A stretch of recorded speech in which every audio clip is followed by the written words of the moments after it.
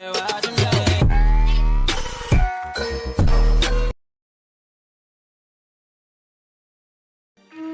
गांव में टुनटुनी नाम की एक गरीब चिड़िया रहती थी। उसका इस दुनिया में कोई भी नहीं था। उसके माता पिता की मृत्यु हो चुकी थी। उसके पास एक पपीते का पेड़ था जिससे वो अपना गुजारा चला रही थी। वो पपीता तोड़कर उन्हें बेच देती थी और उसी से पैसे कमाती थी। वो मन से बहुत साफ थी और हमेशा गरीबों की मदद करती थी।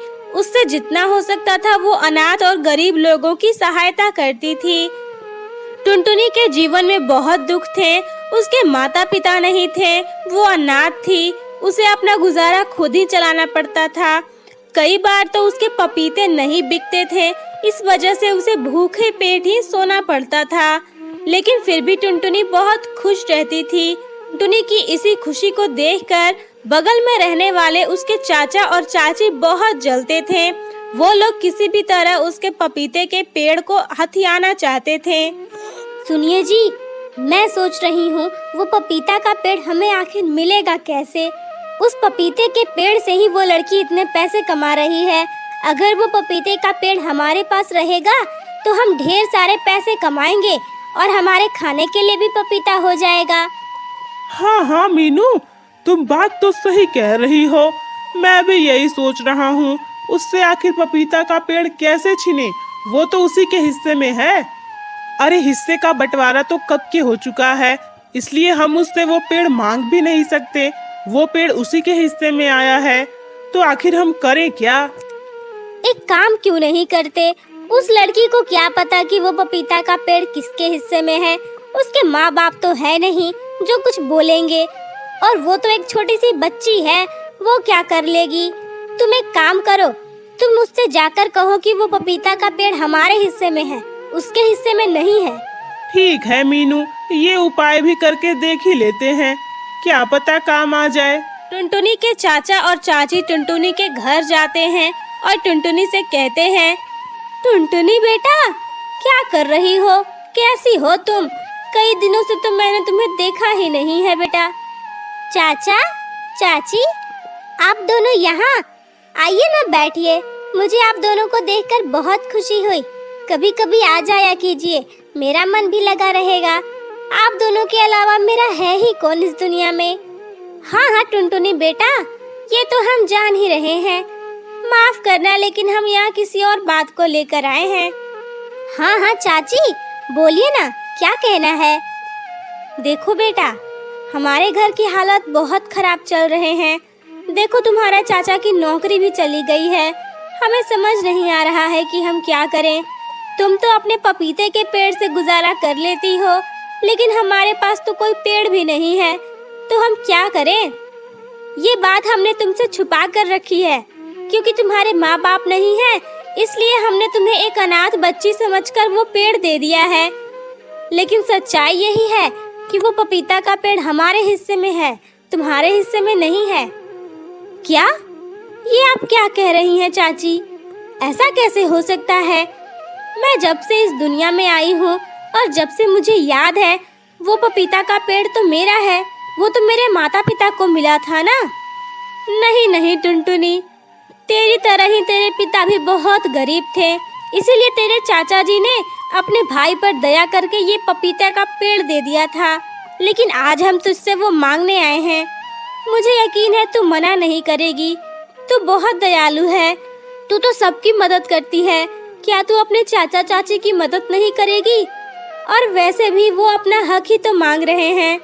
हाँ चाची, अगर ऐसी बात है तो उस पपीते के पेड़ को आप ही रख लीजिए। अगर वो पपीते का पेड़ मेरा नहीं है तो मेरा उस पर कोई हक भी नहीं है, इसलिए आज से मैं उस पपीते के पेड़ को अपना नहीं समझूंगी और उससे कोई पपीता भी नहीं तोड़ूंगी। मैं कोई और काम ढूंढ लूंगी। आप लोग वो पपीता रख लीजिए। ठीक है टुनटुनी, चल ठीक है, हम लोग चलते हैं यहाँ से। टुनटुनी के चाचा और चाची दोनों बहुत खुश होते हैं और घर लौट आते हैं। टुनटुनी के सामने एक और मुसीबत आ जाती है। उसके पास कोई भी काम धंधा नहीं था। एक दिन की बात है, टुनटुनी अपनी जिंदगी से लड़ते लड़ते बहुत थक गई थी। वो एक दिन बैठकर रोने लगती है और कहती है, माँ, पिताजी, आप दोनों मुझे क्यों छोड़कर चले गए? देखिए मेरी क्या हालत हो गई है। पहले तो उस पपीते के पेड़ से मैं अपना गुजारा कर लेती थी, लेकिन अब तो मेरे पास वो भी नहीं रहा। मुझे कोई काम धंधा भी नहीं दे रहा है। मेरे पास एक भी पैसे नहीं है। 2 दिनों से भूखी हूँ। कुछ समझ नहीं आ रहा क्या करूँ। कोई मदद करने वाला ही नहीं है। मैं चाचा और चाची से भी क्या मदद मांगूं? वो तो खुद ही मुसीबत में फंसे हुए हैं। उनके पास तो खुद ही काम धंधा नहीं है। वो भी क्या मदद करेंगे मेरी? टुनटुनी को रोता हुआ देखकर वहाँ पर एक परी प्रकट हो जाती है और टुनटुनी से कहती है, टुनटुनी बेटा, तुम रो मत। देखो मैं आ गई हूँ। अब मैं तुम्हारी मदद करूँगी। क्या? आप कौन हैं? और आप मेरा नाम कैसे जानती हैं? बेटा, मैं तुम्हारे बारे में सब कुछ जानती हूँ। तुम एक बहुत अच्छी चिड़िया हो। तुम्हारा मन बहुत साफ है। तुम खुद गरीब होने के बाद भी लोगों की मदद करती हो, इसलिए अब मैं तुम्हारी मदद करूँगी। ये लो, ये बीज अपने खेत में बो दो, फिर देखना क्या कमाल होता है। इतना कहकर वो परी वहाँ से गायब हो जाती है। टुनटुनी चिड़िया को कुछ समझ नहीं आता। वो परी के कहे मुताबिक अपने घर के बाहर वो बीज ले जाकर बो देती है। अगली सुबह टुनटुनी घर के बाहर जाती है तो उसकी आंखें फटी की फटी रह जाती हैं। वो देखती है कि जहाँ पर उसने बीज बोए थे वहाँ से एक सोने के पपीते का पेड़ उगाया है। उसमें ढेर सारे सोने के पपीते लगे हुए हैं। उसे देखकर टुनटुनी को अपनी आंखों पर विश्वास नहीं होता है और वो कहती है, क्या क्या ये सच है? कहीं मैं सपना तो नहीं देख रही? ऐसा कैसे हो सकता है? सोने के पपीते कैसे उग सकते हैं? ये तो नामुमकिन है। ये तो उस परी का आशीर्वाद लगता है। तुम्हारा बहुत बहुत धन्यवाद परी। जब मेरी मदद करने वाला कोई नहीं था तब तुमने मेरी मदद की है। मैं तुम्हारा एहसान जिंदगी भर याद रखूंगी। टुनटुनी उस पेड़ में से सोने के पपीते तोड़ लेती है और उन्हें सुनार के पास जाकर बेचकर ढेर सारे पैसे ले आती है, जिससे कि वो सबसे पहले तो खाना खाती है, उसके बाद उस पैसे को रख लेती है। उससे वो एक नया घर बनवा लेती है और खुशी खुशी रहने लगती है। इधर टुनटुनी के चाचा और चाची उससे बहुत जल रहे थे। उन दोनों का लालच और भी ज्यादा बढ़ जाता है। अब वो उस सोने के पपीते के पेड़ को छीनना चाहते थे। रात को जब गांव में सन्नाटा छा जाता है तो वो उस पेड़ के पास जाते हैं और पपीते को तोड़ने की कोशिश करते हैं। जैसे ही उस पेड़ को वो दोनों छूते हैं, उन दोनों को झटका लगता है और वो दोनों वहीं गिर जाते हैं। डर के मारे उन दोनों की हालत खराब हो जाती है। वो पपीते का पेड़ कहता है, क्यों रे लालची लोग, तुम लोग यहाँ भी आ गए? तुम लोग टुनटुनी को चैन से जीने नहीं दोगे? मैं टुनटुनी के लिए आया हूँ। मैं उसका पेड़ हूँ। तुमने उसके पपीते का पेड़ तो छीन लिया था, लेकिन तुम उससे मुझे नहीं छीन पाओगे, क्योंकि मैं एक जादुई पेड़ हूँ। मैं उसी के पास रहता हूँ जिसके पास रहने की मेरी इच्छा होती है। टुनटुनी का मन साफ है, इसलिए मैं उसके पास हूँ। तुम जैसे लालची लोगों के पास मैं नहीं रहता।